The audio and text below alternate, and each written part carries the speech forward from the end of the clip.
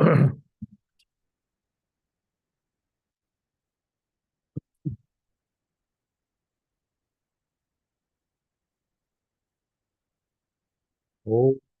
सहना भवतु सहनौ भुनक्तु सह वीर्यं करवावहै तेजस्विनावधीतमस्तु मा विद्विषावहै।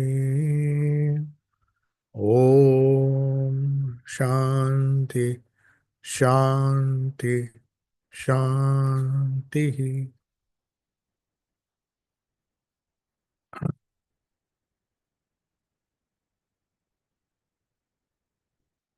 So we are meeting after a long time.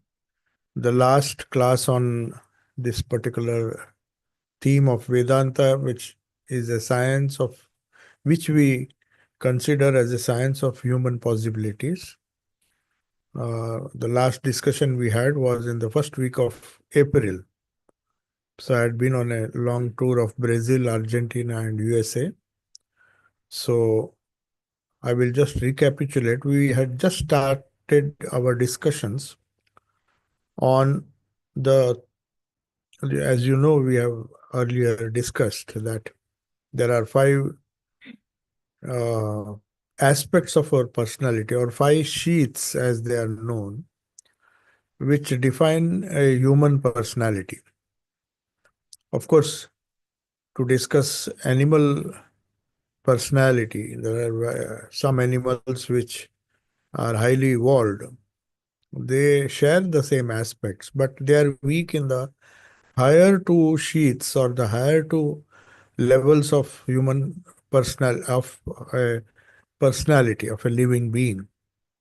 For example, we see the Annamaya Kosha, which is the physical body along with the sense organs through which we receive inputs, we interact, we perform actions. Everything is part of the physical system, which is in turn guided by the vital system or the prana, pranamaya sharira or pranamaya kosha, the vital forces, which though is one force, but because it acts in different ways, it has been conveniently divided into five different pranas. We saw that. We have discussed elaborately on the second pranamaya kosha also. Then we come to the third aspect, which we are discussing now, the manomaya kosha. And as we have discussed earlier, though we have five levels, distinct levels, which of course interact with each other, but they are distinct in the sense they deal with different aspects and different possibilities of a human being. And as I said, the animals share the Annamaya Kosha. In some cases, they are stronger than us. The Annamaya Kosha is stronger than us because they have to survive. And even their sense organs, in some cases, like dogs, and they are very sharper. They can smell better than human beings. They are very sensitive. So we can say the Annamaya and Pranamaya Kosha need not be, it can be far superior than human beings. So, which opens up different possibilities for them. We can't uh, we can't hope to have the same strength as the that of a lion or the energy that a lion has. But at the same time, when it comes to the mind, when it comes to the level of the mind, we are distinctly superior because ours is not just a reactive mind, which the animals have. The animals just react to the external circumstances, external situations, maybe in a better way than us. They are sharper, their instincts are sharper, but that doesn't mean they are better than us because we have developed certain aspects of the mind which we call skills, which again can be divided into cognition, emotion, and we have the willpower. So at we are far superior in our cognitive skills. We can do things better in a well informed way. So, in that respect, we have a superior mind. So, this it is worth studying this mind, uh, because this layer or this aspect of our personality is different from that of animals, and it is highly developed. So, there are more possibilities that we can explore, and that is how we see there is so much difference between human beings. A person who is uh, educated or maybe has a trained mind, trained cognitive process, trained other aspects of the mind are also in a have been trained or disciplined, then he is more successful, obviously, in the material world, because he can process information faster, better, which is known as a skill. So we have lot of mental skills which are exhibited by human beings, which have enabled human beings to establish a kind of superiority over animals. So though they are stronger physically, the lower the kosha, the less important it is. In the sense, it is the higher kosha that controls the lower. It is the mind that controls the prana, and the prana the body. And mind controls ultimately both the physical aspect of our personality, no matter how strong it is. A strong mind is inferiorly or infinitely superior to the uh, to a strong body and a strong prana.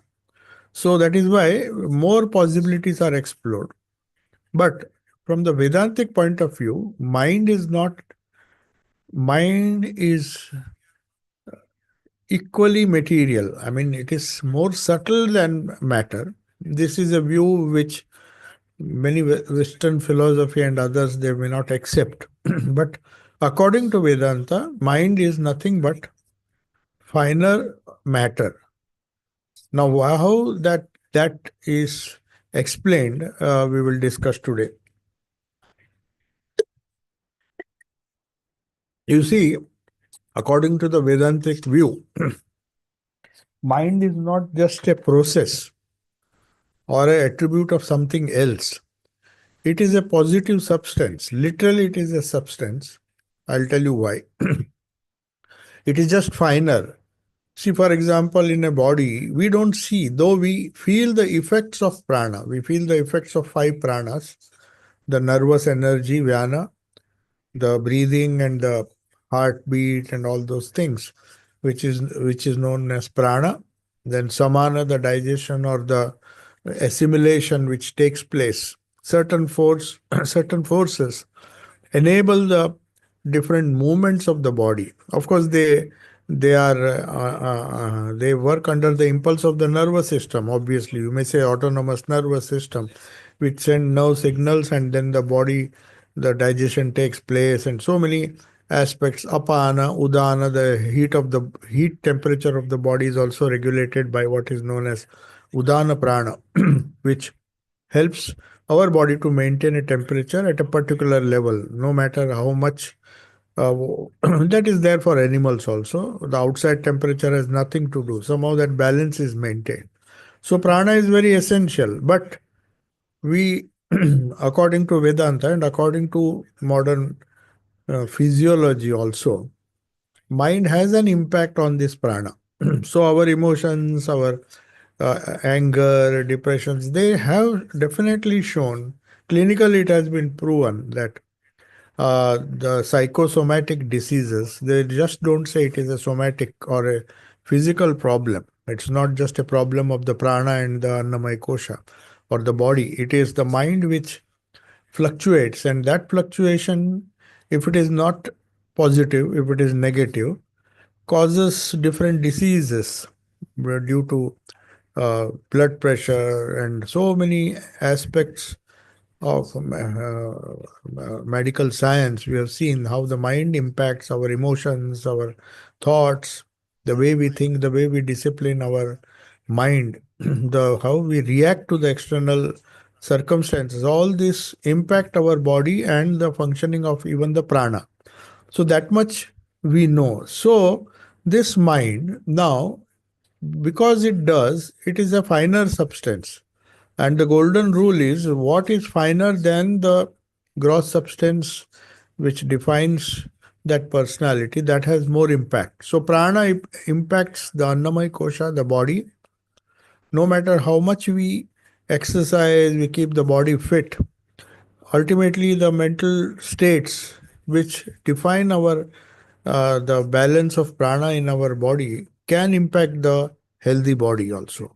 So also they found that since this mind has an impact, it is intimately connected to the pranamaya sharira and the annamaya sharira or annamaya kosha. It is also a finer force, finer than of course prana, all the five pranas, but they are of a nature, they are a part of Prakriti, as we discussed. The Sankhya philosophy was discussed in great detail in our uh, Rajoga class. Also, we discussed that Prakriti, anything other than Prakriti, any other than Purusha, which is the pure awareness or the self. We will discuss what this self is. But before that, we have to understand that anything that falls within the purview of Prakriti is matter. It is known as Jada. Jada means it is matter. It may be gross matter as we have, which we can feel, touch, that is the body, or it can be a finer matter, which is prana, which we can perceive but we cannot see. We can definitely perceive it because its impact is immediate and the body demonstrates. When there is a heartbeat, there is an increase in heartbeat, we feel it. We feel its impact in the body, though it is not seen. We cannot see the pressure that is building up in the blood. The blood pumps, the heart pumps more, so we can feel it. So there is some process going on, though we cannot see directly. For that reason, uh, prana, though not perceivable as we perceive the external objects and our own body, though it is not perceivable by our senses, still it is the force impacts the senses, impacts the sense organs, impacts our body. So also the mind can be observed. According to Vedanta, mind is an object. Definitely it is part of Prakriti, so it is an object. It is matter, fine matter, and the different states of the mind, the waves of the mind, the vrittis of the mind, the thoughts, all of them are observable.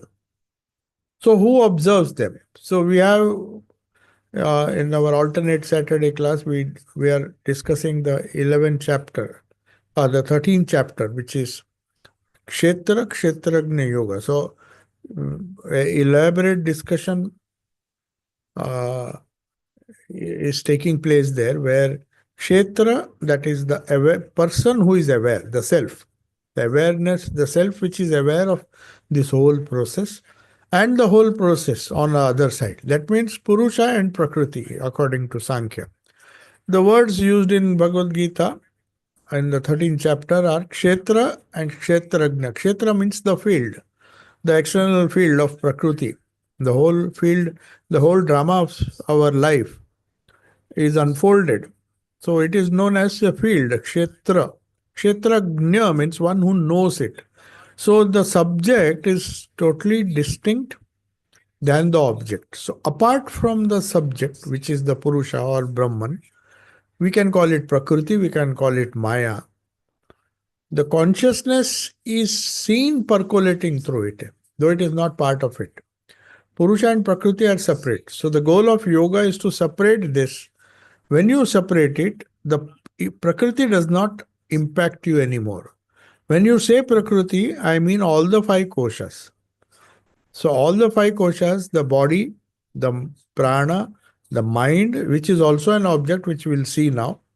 But Vedanta does not say that the mind is just the reactive mind. It has a superior mind, which which observes this fluctuating mind, which observes the fluctuating thoughts. We can observe our thoughts. So the subject and the object have to be separate. According to some Western Western philosophies, he says part of the mind observes the other part. That cannot be true. The subject cannot object. The subject has to be distinct from the object. So the self, that is how Vedanta says, it is distinct not only from the gross body but also from all the other components of the subtle body, the five indriyas, five, but also it is separate from the mind.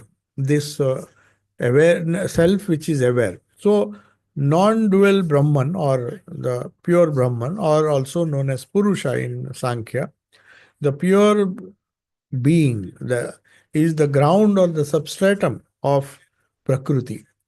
It percolates Prakriti, it can be seen because we see everything. There is something which is unchanging within us, which sees the change, and that includes the mind. So, this is a very important thing. It's not the mind looking, the higher part of the mind looks at the lower part. No, it may control the lower part. The higher part, which is part of the Vijnanamaya Kosha, which is known as Buddhi, it is the decisive mind, the mind which decides to associate itself with certain particular thoughts. Say you have some good thoughts, you have some evil thoughts. And now you have to decide whether you are a slave of those evil thoughts and just do their bidding. So if you do that, then you are not in control. That means the buddhi is not developed. So that is why we postulate in the Vedanta a higher mind, which is known as buddhi, which observes the lower mind. This is a new thing, a concept which you have to understand.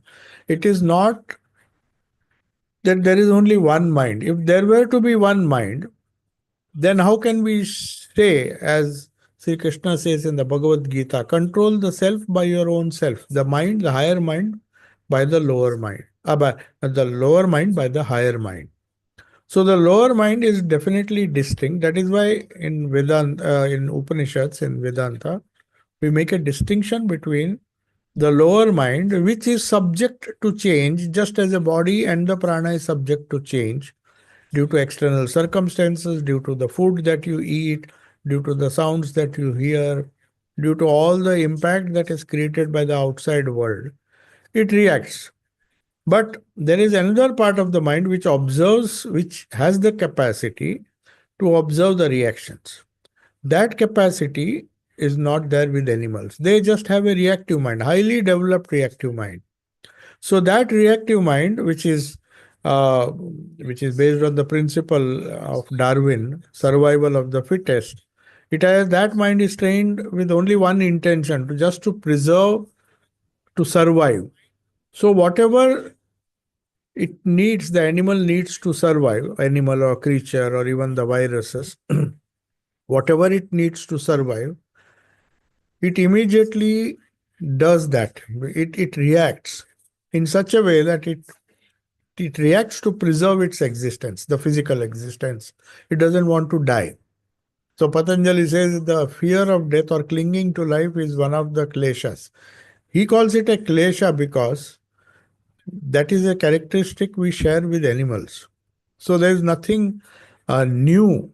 In fact, compared to human beings, the animals have a better survival instinct than us. We sometimes don't perceive the dangers, but you see, animals, they don't have to be taught. Instinctively, they know what is good for them, what is bad for them. And that is why, that is the reason they live their full life. They don't fall a prey to psychosomatic diseases like human beings do. So they don't worry, they don't have all these problems. So physically, they are better well off because their minds have limited scope. So, in that sense, sometimes the philosophers, Western philosophers, say ignorance is bliss. If you are ignorant of certain things, you don't worry about it. So, naturally, you are happy. So, a person who lives in a natural surrounding, like perhaps the animals, of course, that is not desirable because that will just enable that person to survive. But he's peaceful because he doesn't have to bother about other people. He doesn't have to bother about society around him. He doesn't uh, have to bother about the changes that are taking place far off. Now, social media is bringing others' problems in our minds, problems which are happening far away. So, naturally, we cannot say whether that is a desirable thing or not. So if we don't know how to handle, then too much of information can uh, wreak havoc on our physical system or the mental system. So animals are free from that because simply because they are ignorant. But that doesn't mean one has to be ignorant. Human beings have the capacity to choose, to be exposed to evil thoughts or the thoughts which will give rise to disturbance in the mind. So indirectly, we control the mind, whereas the animal is controlled not by a higher mind, but by its very nature of its mind, which is not capable to poke its nose into everything in the world. It doesn't bother. If you ask a cow, that is why Swamiji says a cow will always remain a cow. It is very calm and peaceful because it cannot interfere. You can't expect a cow to go and be curious. Sometimes they say curiosity killed the cat. Cats may be a bit curious among the animals. That's why they poke their nose everywhere and then get beaten. Whereas a cow, nobody harms because it is very docile. It doesn't interfere in other people's affairs. Whereas a little bit of restlessness of the mind, or you may say curiosity, that's why they say curiosity killed the cat. So it's that curiosity leads. And now you imagine human beings have many more bad habits, which, if uncontrolled, which are not controlled by the higher mind, the mind which decides the thoughts that we can think or we should think, or the influences that we should avoid, which we should cultivate, which should we should avoid. This faculty, unfortunately, is not there with animals. They are just bound by nature. For example, a cat will be a cat, a monkey will be a monkey.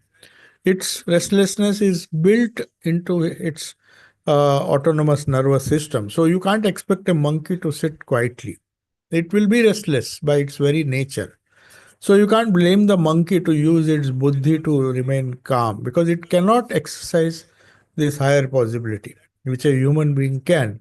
A human being can definitely do it because it has the choice. I'm not saying it uses always. If it chooses to use the higher faculty, Vijnanamay Kosha, the higher aspect of the mind, which is the goal of spirituality. Spirituality begins with that. But that is not all. There are other possibilities, higher possibilities. We'll come to that. Now, our concern is only the mind and its ways. So, one thing is there, three fundamental things we have to remember. One is the mind is separate from the perceived kshetrajna or the purusha, the self, which is of the nature of awareness. So, all the uh, consciousness that we speak about in our psychophysical system, which the knower does in association, of course, Prakriti is instrumental. That is why Sri Ramakrishna used to say you have to always pray to the mother because she is the instrument. She is the instrument that confuses you.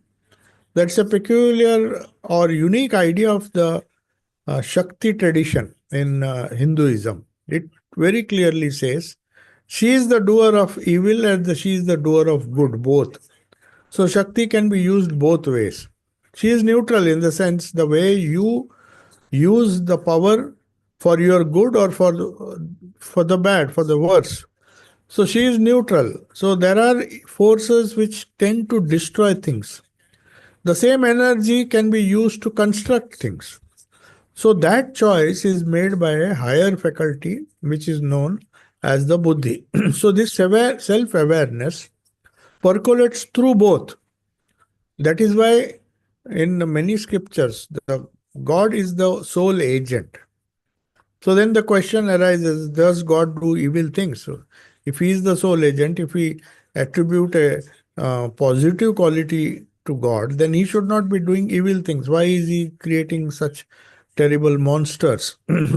So to solve that problem, Vedanta says Brahman is not touched by this Prakriti. Prakriti will be subject to change. Some places the change may be good.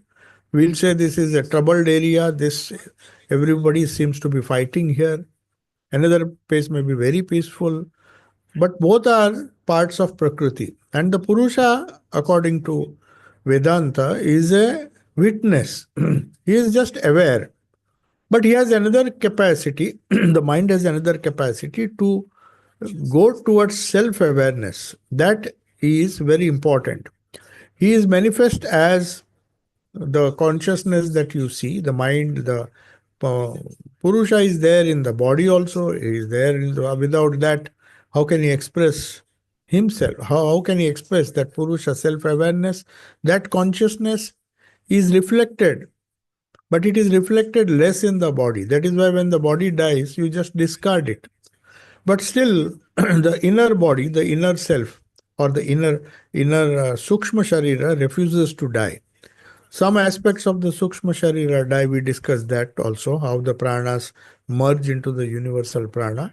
But the mind, and there are several subtle aspects of our personality, mind being one of them, the trained mind and the thinking mind or the discriminative mind, manas and buddhi, these two, though they are finer, they ultimately will disintegrate, but they disintegrate slowly. Like we have certain elements which immediately disintegrate. Certain parts of our body will disintegrate. Maybe the bones will last longer. The flesh and other things will decompose into and merge in the universe, in the with the earth. But there are certain harder things which do not disintegrate easily. Similarly, the mind also, the reactive mind is the first thing that disintegrates. We don't need it. That is how death is explained. There is a beautiful book, How is a Soul Reborn? Means when you argue for the, when you argue that a soul or a jiva is reborn and it dies, the cause and effect theory, it explains very clearly this small booklet by Satprakashananda. Because that was a very important topic when he used to address people when he started the St. Louis Center in the West. He lived in America for a very long time till 1971. Now Swami Chaitananji is in charge of that center. But he wrote some phenomenal books, The Goal and the Way, where the whole system of Vedanta, based on which we are discussing now, that is the book which we normally use. So he discussed how systematically and scientifically you can analyze why and how a soul is reborn. Because every cause, every effect we see has a cause behind it. So if that is the case, every effect, this cause and effect uh, which we see in nature is uniform. If it applies to a inanimate object, like the Newton's law, every effect has a previous cause, or a cause has an ultimate effect. So nothing is there without cause and effect. If it is applicable to the gross things like the physical body or even the inanimate objects, stones and all, if we see that scientific principle working, it should work in the living beings also. So every effect that we see, if a person is born of evil character, there is a cause why he is behaving the way he does, or why he is good, in spite of training not given in this life. All of a sudden he becomes good. So you have to attribute it to some cause and effect, some cause in the previous life. That is why previous life comes. So no matter how much Valmiki, how much crime he committed in this life, there was a stage where his bad karma was exhausted. And the good karma suddenly of several past lives started bearing fruit. That is how the karma theory is explained. That is how rebirth is explained. That is how change is explained. That is how progress in spiritual life is explained. It's not just what we do now or maybe a few years of existence in this life, but a lot of previous samskaras. So where are they stored? In the psychophysical system. So that is why they come to the Anandamay Kosha. But before that, this Manomay Kosha and the Vijnanamay Kosha, we will discuss in detail. We'll go to the Anandamay Kosha, the source of our thoughts. We just say the thoughts. We can observe our thoughts. We can control our thoughts. Yes, but why do these thoughts come? Controlling is one thing, but trying to search for the origin of these thoughts, we have to explain it by uh, postulating a higher level, which is known as Anandamay Kosha. But that is not the subject of our discussion, because that now it is just the mind and its ways. So as I said, there are two. There is a indwelling self which knows everything, including the Anandamay Kosha. At a certain stage, the yogi knows. Some of the Swami Vivekananda says in his Raj Yoga, very clearly says the yogis not only can see their reactive mind, which is the basic minimum with which we start. We are so busy that we cannot even sit quietly and see how the waves are coming. Even to observe the waves, that is what Buddhism teaches. When they say you just see, watch the mind, then different thoughts come and then they rise and then they slowly merge back. I mean, they disappear. So also, then you see, then you will be surprised. All of us will be surprised if you just watch how many thoughts throughout the day. For that, you need some kind of solitude. Too much of anxiety to interact with others, then you can't watch your own thoughts because you are just adding more and more thoughts. In the name of socializing, you want to include others' thoughts in your own mind. That is why Sri Ramakrishna said Nirjan was solitude is the first condition of spiritual growth.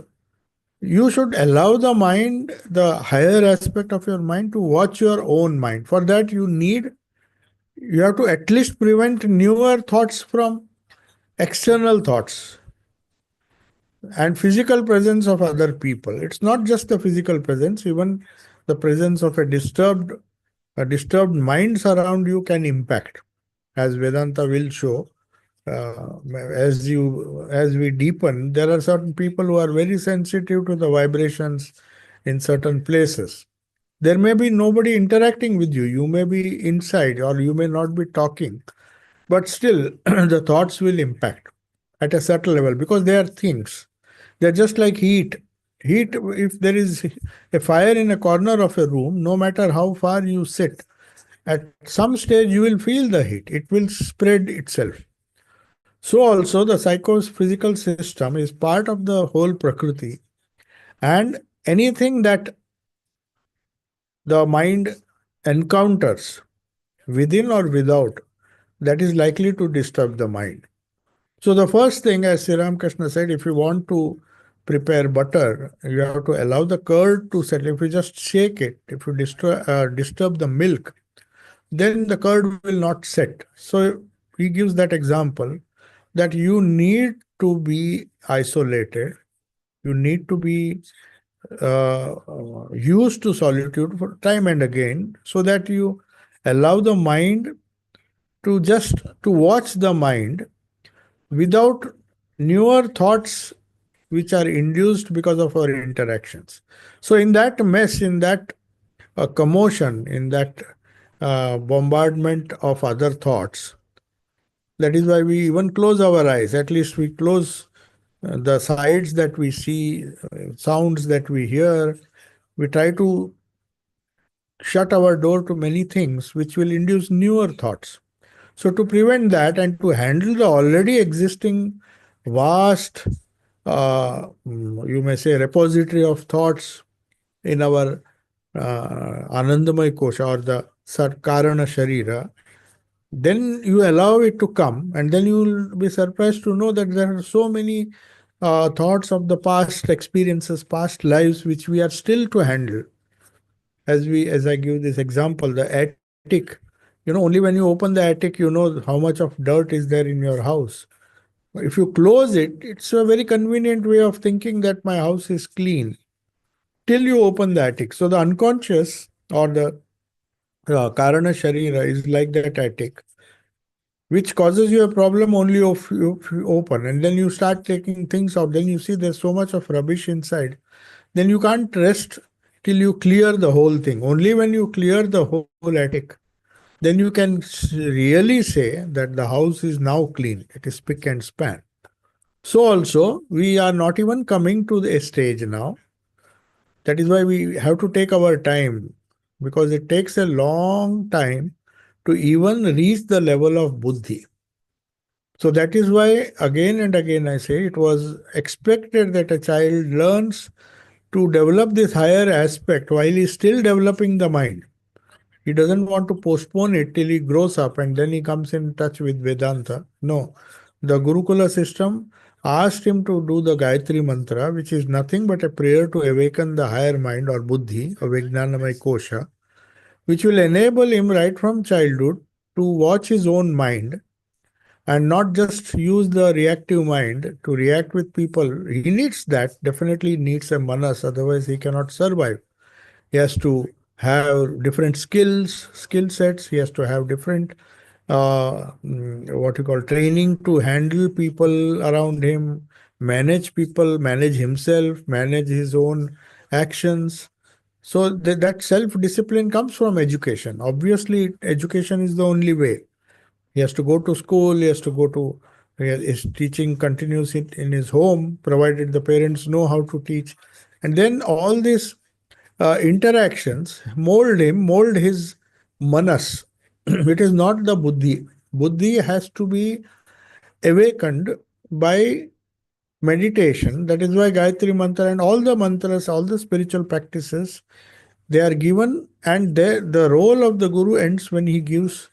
Normally, it ends when he gives the mantra, or the father when he hands over the tradition. The what he received from his father, he gives to his son at the age of 6 or 8, between 6 and 8, and he says, now along with the education that you will get in your school or in your institution, you have to develop the higher aspect of your mind so that you can use that educated manas mind for useful purposes and so that you can reach a higher goal, which Vedanta will speak later.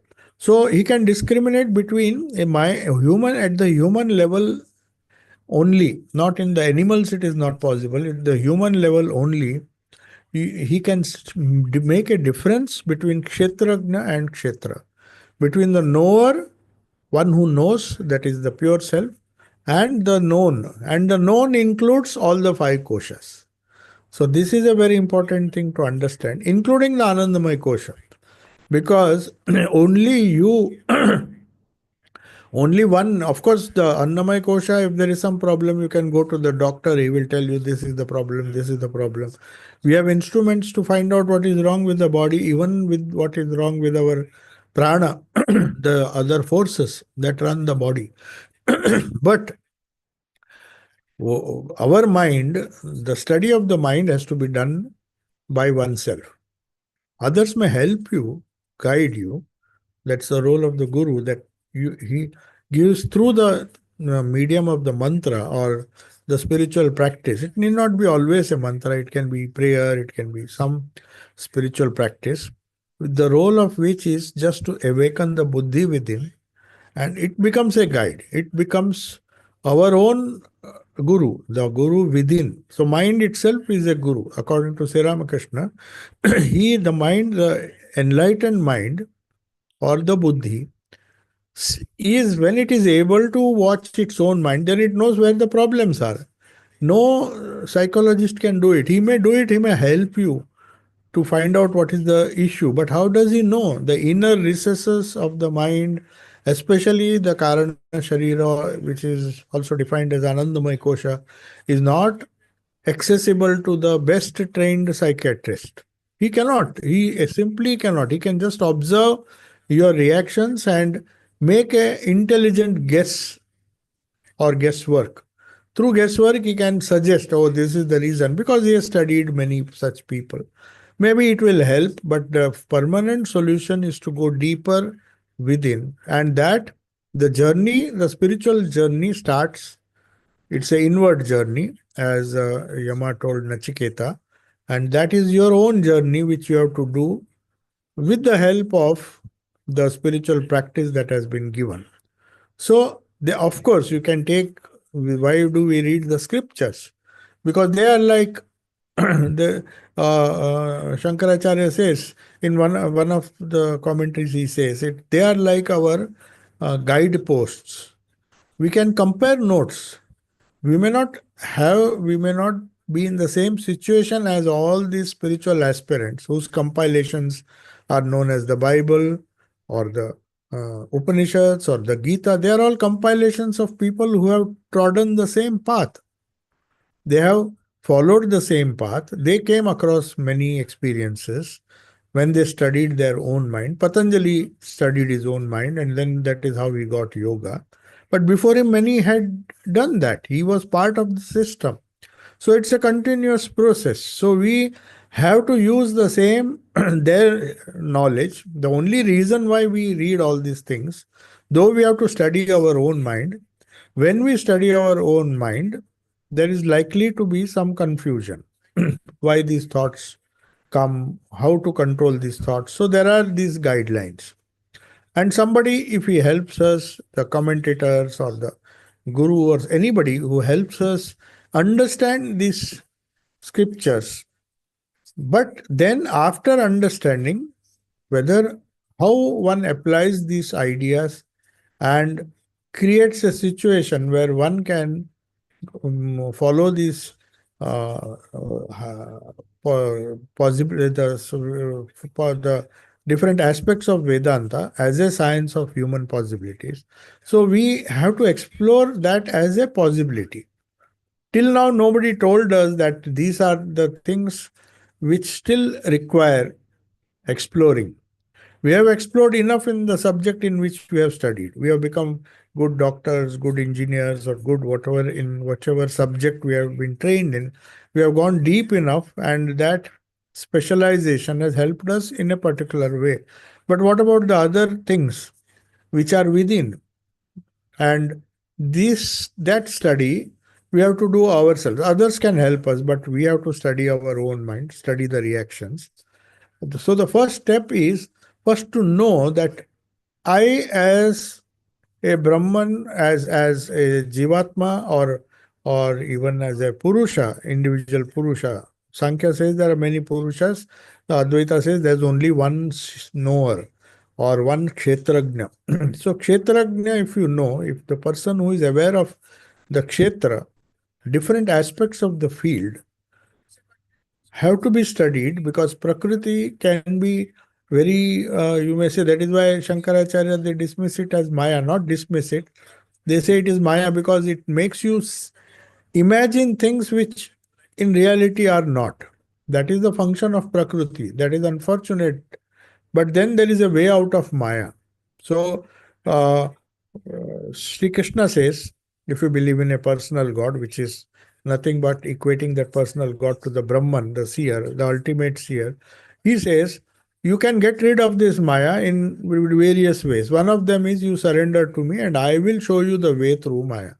Or some other Shaktas will say, you hold on to Mother, that is Prakriti herself, who is creating this illusion, and tell her that you have created this illusion. You are not showing me things as they are. You are deceiving me by making me feel that the temporary is permanent, which is within your jurisdiction. So I pray to you, you release me from that. That's another way. We take the help of Maya, whereas Shankaracharya and all have a direct path. Advaita says, since everything is Maya, just ignore that Maya and align yourself with Brahman, the Kshetrajna. Then all the Kshetra problems of the Kshetra will vanish.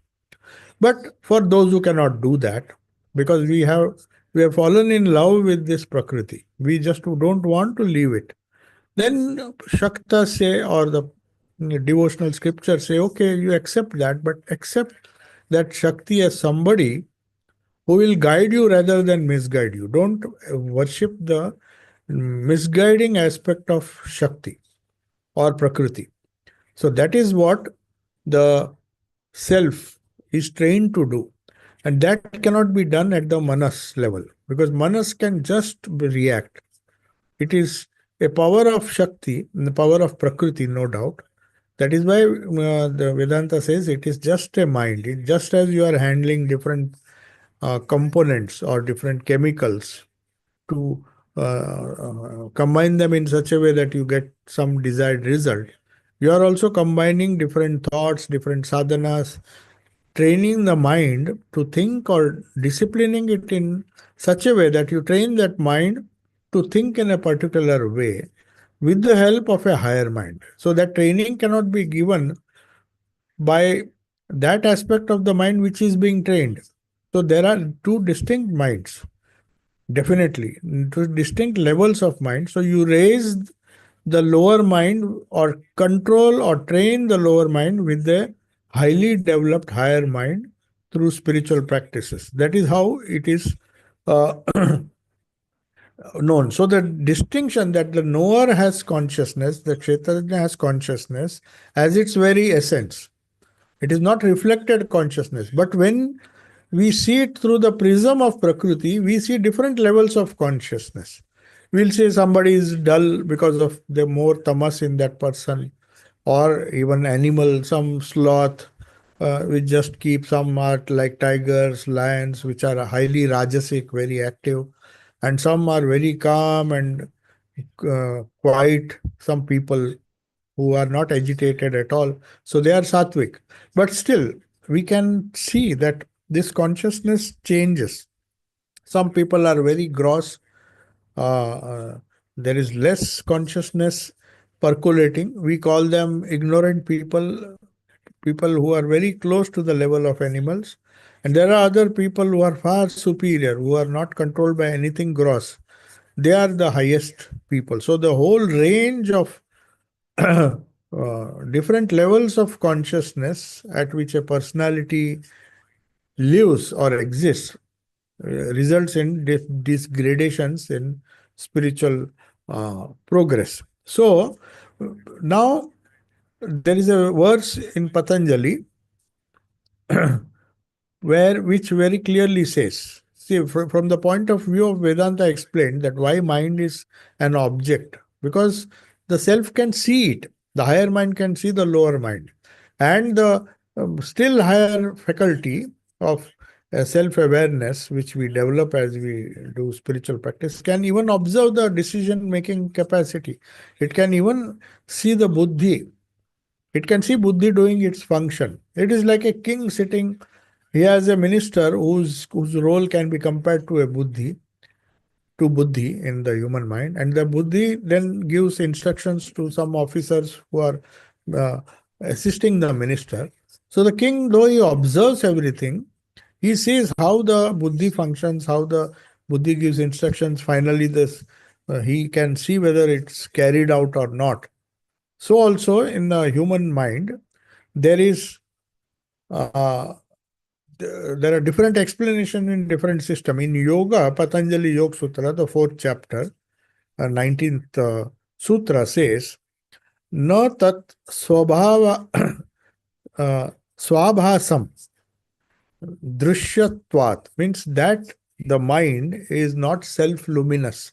So it does not, mind can be illuminated by something which is superior because it is visible as an object of inner perception. Drishyatvat, drishyat means it can be seen. Because the mind can be seen. Seen here doesn't mean seeing with the eyes, perceived. So anything that you can perceive. Now, how do you perceive the mind?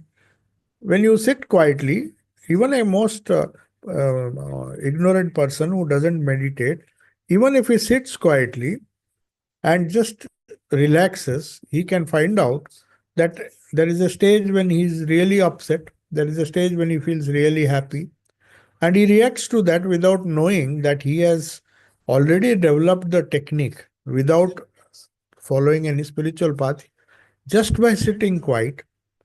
That is why Sri Ramakrishna says Nirjan Vas is important. Just go and sit quiet first somewhere and just observe. So even if we are not trained in meditation, we can still observe. That is what this sutra says. It is not self-luminous because it is visible, drishyatvat. It can be seen when the mind is calm. When all you have to do is go to a quiet place and see what the thoughts are doing. how they are jumping about. But unfortunately, we don't get time for that. We don't even need to meditate. Just that is why Buddha knew people, if they are given complicated techniques of meditation. That's why Buddhism is very popular, because all it tells you through different techniques is to be just aware of your mind. He says, just observe your thoughts. Sit in a place and just observe. Then people may ask, what is the use of just observing? Should we not take any action? To take some action, to deal with the mind, first you have to see what it does. So Buddha says you're not even trained or ready to think of any solution, because you do not know what is the problem. So to know the problem, you have to just observe. And in the process, when you separate that, when you just keep on observing, your possibilities are explored, more and more possibilities you'll see. Then you reach a higher state. Just by observing, you will find how the mind becomes calm. Then you make your own judgment. That is why I did not bother about praying to a certain god, doing some mantra. But it is a very time consuming and slow process. A process. Ultimately, you have to have faith in Dharma or the Dhammapada. You have to believe in Buddha. Somebody you have to believe in. If not a personal God, if not a mantra, then you have to believe in Buddha, which is the same. So you have to believe that it works, because it will not work immediately, as is the case in other spiritual practices. Buddha also doesn't promise. He says maybe you have to sit for ages. They are very patient because they believe in Buddha. They believe in the Sangha, they believe in the Dharma. So that is indirectly accepting a personal God or a personal Guru. Because there also he says you have to just go on observing. It may take one lifetime, it may take several lifetimes. As the tales of Buddha say, he had to live 500 lives before he became enlightened. So that is a different story, but the process is the same. The process is this self luminous entity which Buddha doesn't want to name. He doesn't even want to call it Purusha or Brahman. He says it doesn't really matter. What matters is the process that you have to observe. Because it is an object, it is visible. The mind is visible as an object, it cannot be the self. So first thing is we have to rule out that we can control the mind. That is the one thing. Now we may not be able to do it, but ultimately we have to cultivate the knowledge or explore the possibility of seeing what the mind does, observing all the different waves that come, and in that silence you can think of a solution. If you don't get solutions yourself, as Buddhism asks you to do, because that may take a long time, long discipline of meditation, watching the thoughts till they become less and less. And then, of course, you'll reach a solution, but it may take time. So it is sometimes it is better to follow the path, a tradition where results, where people have, as a result of the guided or the technique of meditation over centuries or over several generations of people who have shown results. That is a safer way of doing. So as we see, the mind is differentiated now. This is the one conclusion we can draw from this sutra, that it is definitely different from our self, luminous self, the Atma or Brahman or Purusha, whatever name you give. In the same way as we distinguish it from a physical body. So we say it is my body, not we are not the body, it is my, I possess it. So who is that I? That is Kshetrajna or the Purusha. So, and the organs, when you say the body, then it means the organs, the indriyas, eyes, ears, nose, they are also separate. And the inputs that come, they are also separate. Of course, the objects outside are separate.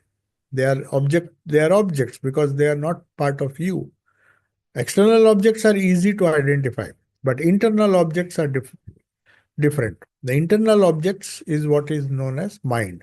So mind, the internal objects also, that are the different states of the mind, are also objective for the soul. The soul is watching. Who is watching these states of the mind? If somebody doesn't watch, then the fault is not the tradition has not taught him, and he just suffers because he just is not able to watch. If he is not able to watch his own mind, he cannot control it. So the first step is to watch. Vedanta says, as some other Western philosophies say, that you can just manipulate the mind, somebody else, or you give it the power of attorney to some psychiatrist who will say, do this, do this. They can suggest, but they can't solve the problem. They can control it for some time. When you show gross indiscipline, they can discipline it to some extent.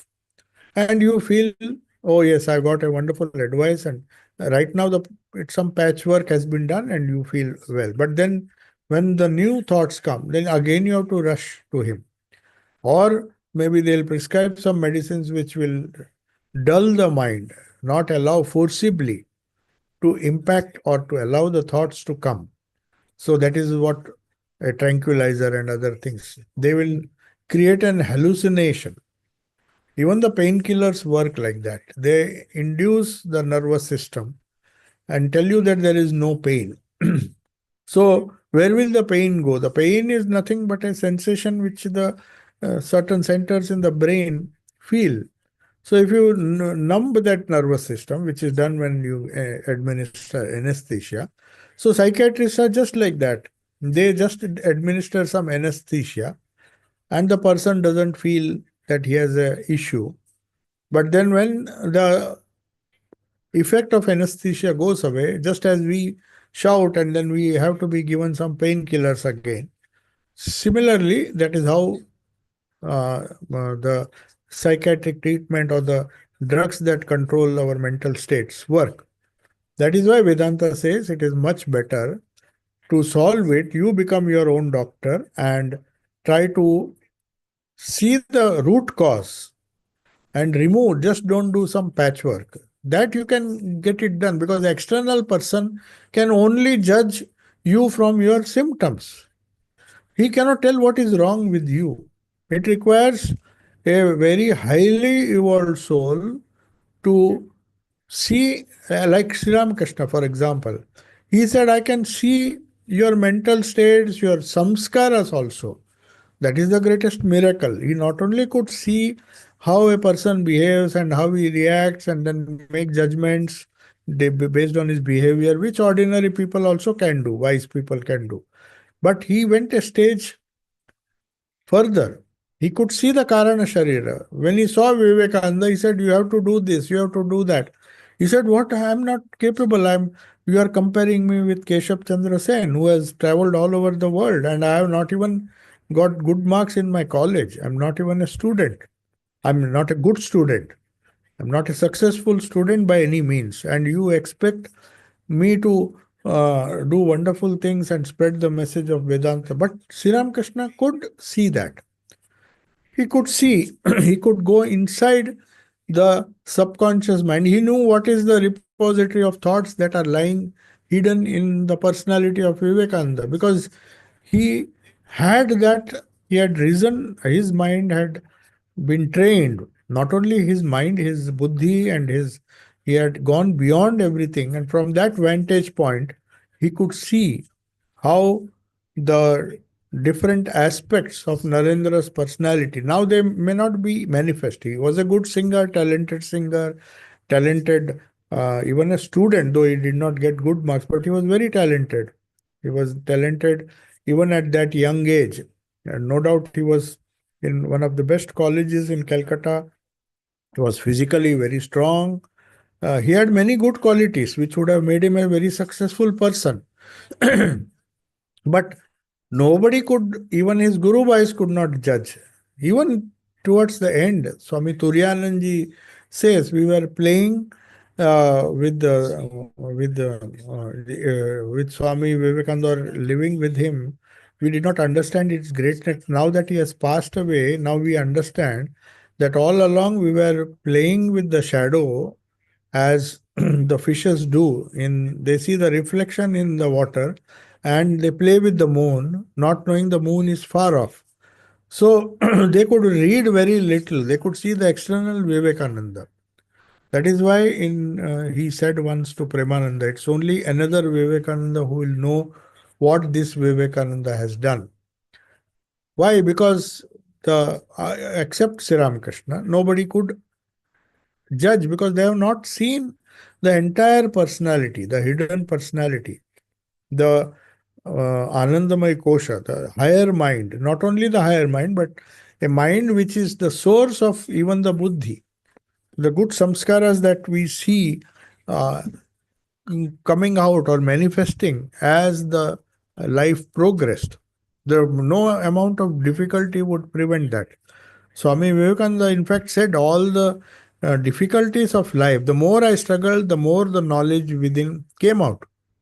That is because he had that capacity already within. He had that capacity, and Sri Ramakrishna could see that. That is why he trusted him. He lost his father, he had to fight a court case, his relatives wanted to grab his house. Everybody thought that how can he focus on spiritual life if he has to. He was surrounded by such people. People who are his own relatives who wanted to deprive his struggling mother, who became a widow when he was very young and he had not even started earning. So the young brother and sisters who were there, they had to face so much of financial difficulties.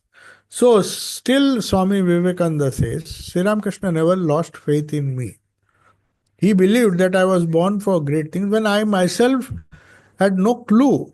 He says, how could I believe? But now I believe after he traveled all over the world. Now he says every word of his, I he says, he has ever spoken about anyone, some of the Guru Bhais, I just take it blindly. I don't even argue. Because I know whatever he is telling, whatever he has spoken from his own experience of seeing the innermost core of every person with whom he was in touch. That is why he said, I believe in every word. If he has said something about, like for example, once he said, Raja means Brahmananda, whose name was Rakal. So Rakal has the wisdom of a king. That's all he said, Sri Ramakrishna. And Swami Vivekananda took it so seriously that he made him the first president of the Ramakrishna mission because he had the capacity to administer. A king is supposed to be excellent in administration. But those who saw Rakhal, or those who saw Rakhal was always seen to be meditating and sitting in a corner, nobody would have understood this aspect of Swami Brahmananda. So, how we impacted, how we could control not only the organization silently without resorting to management techniques and all. He very hardly spoke. One wonderful incident, I'll conclude. I could see in Brazil there is a center, Instituto Ramakrishna, which has been running for several years, even before our monks went there. The books were also not available in Portuguese in those days. And that gentleman who started it had a vision of Swami Brahmananda long ago. Everybody knows that institution is so big now. They are doing so much of wonderful work for tribal and the skilling the people, different types of skills for unemployed youths, orphans mainly, who can dream of a better life. So that inspiration came from nowhere. He had a vision how these spiritual personalities can impact. In an unknown place near Belo Horizonte, that is where I went to see that ashram. It's a sprawling campus now. It was started sometime in the early 30s when our Swami was there in Argentina, but there was no Swami in Brazil till 1999. We didn't have an official center, though the Swami visited. So he was also, of course, Brahmananda's disciple, but he came much later, Swami Vijayananda.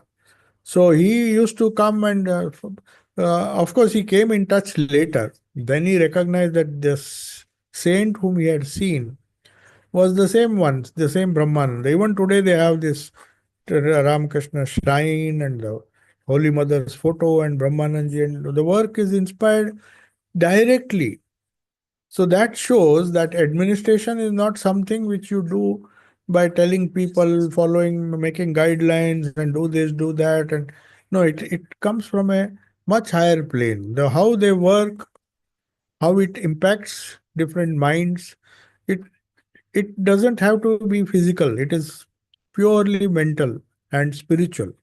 So that is what Vedanta says. That Vedanta says there are higher possibilities which you can explore as a result of spiritual practice.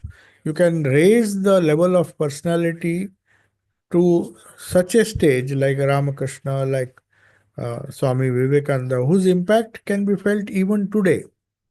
Some of the biggest organizations were formed by their inspiration even without their physical presence. That is the greatest miracle. That is what we say when Sri Ramakrishna gets his work done through different people in different parts of the world. And even the other movements like Buddhism, like Christianity, it has spread to all corners of the world. The personality of Christ is responsible, not the preachers who go and uh, uh, form churches. It is Christ Himself. He can influence anyone, anytime, like the famous Saul, who was a trying to grab or try to force people to pay taxes. And suddenly Jesus appeared and he became Saint Paul, who did more for Christianity than any other uh, uh, person. So that transformation took place suddenly without he had not even seen Jesus physically, whereas the other disciples and several thousands had seen him, including those who crucified him. But the power of spirit works in a different way. That is what I am saying. That is what Vedanta says. These possibilities are not visible to the open eye or to the naked eye. So we can't judge people by a few of the actions that they do. Who would have judged Valmiki, say 10 years before he became the great saint? Nobody would have even imagined that he would be an immortal creator of this Ramayana, such a wonderful spiritual text. A robber who would very often murder people. So, Vedanta enables you to not only explore these possibilities within ourselves, but after a certain stage, like Ramakrishna, like Vivekananda, they can see the immense possibilities in their disciples or even when they are not physically present. That is what I'm saying. So to understand that, the higher possibilities we'll try to explore. When we come to the Anandamaya Kosha or the fifth level of personality, now we are just in the Manomaya and the Vijnanamaya. We'll see how they interact on each other. After that, our spiritual life progresses. Then we go deeper, which begins with solitude, observing our own mind by the higher mind. And when you explore more possibilities, then you find there are more and more possibilities, spiritual possibilities that we can explore. And ultimately, when you reach the goal of Vedanta at that highest level, as I said, which Sri Ramakrishna, all the great Upanishad rishis, they have reached it. It's not that nobody has experimented before. But unless we understand the cause and effect, what results, what they have given us guidelines. But the problem is how to practice it. That is the challenge. Understanding is one thing, practicing nididhyasana is another thing. Shravana and Manana, all of us can do, and that is what we are doing. Even that is difficult. To listen is difficult. To listen to the right thing is difficult. And patiently listen is also difficult. Then Manana, thinking about it after having listened, is still more difficult. But the worst part of it is nididhyasana or meditation on the things that one has heard. So if there are some questions, huh? No. Yeah. Are there any questions? We have some 5 minutes. We can still 3 minutes. We have till 45.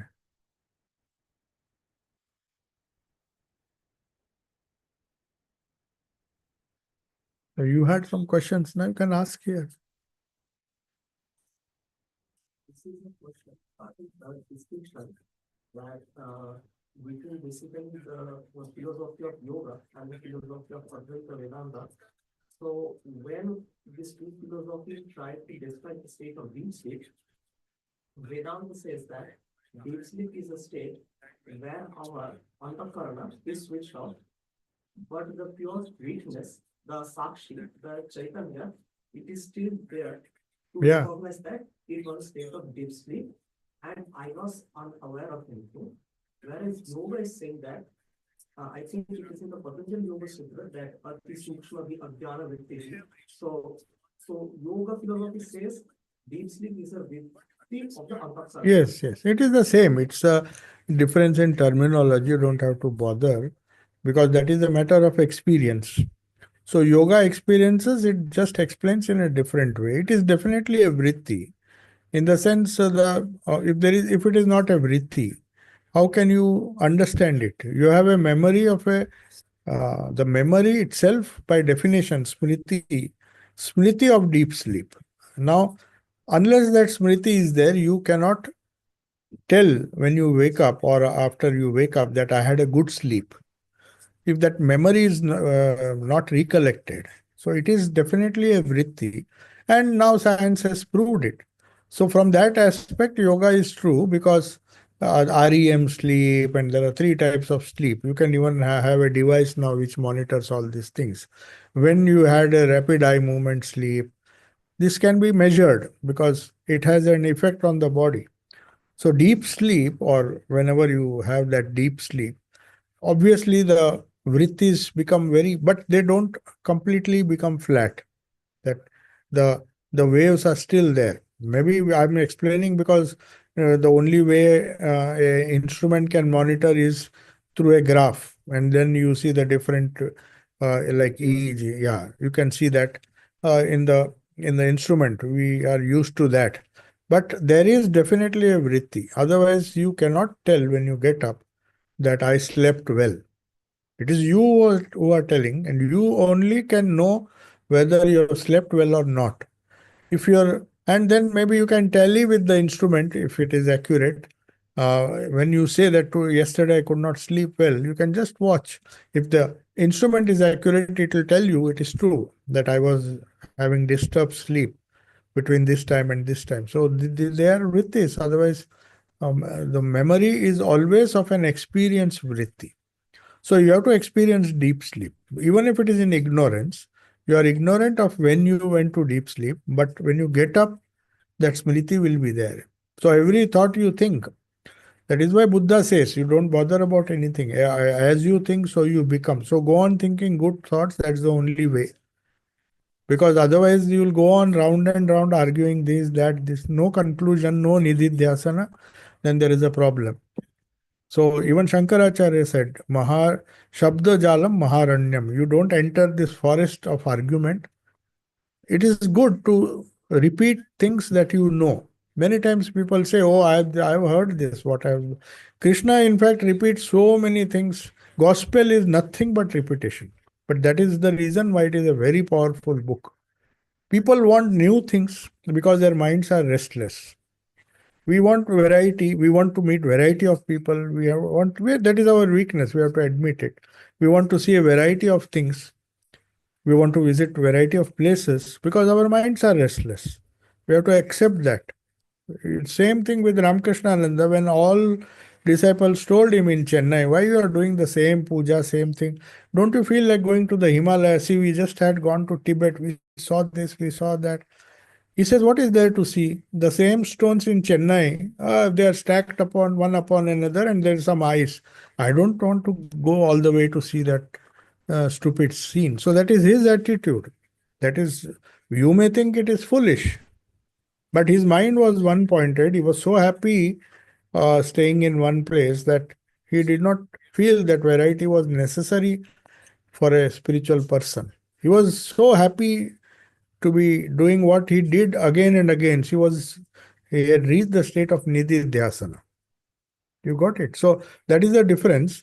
We may understand this from different Vedanta, from Advaita, but they all speak. As Sri Ramakrishna very clearly said, all jackals speak, shout in the same way. Only thing is our hearing changes.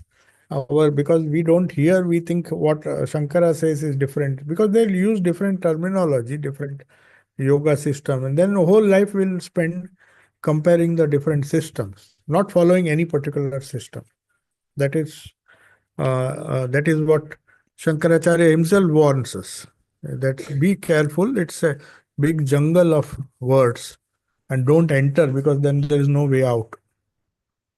Shabdaranyam Mahajalam. It is a big net which binds. It's like a forest. Shabda Aranyam means forest, forest of words. So there are so many words to explain the same simple thing.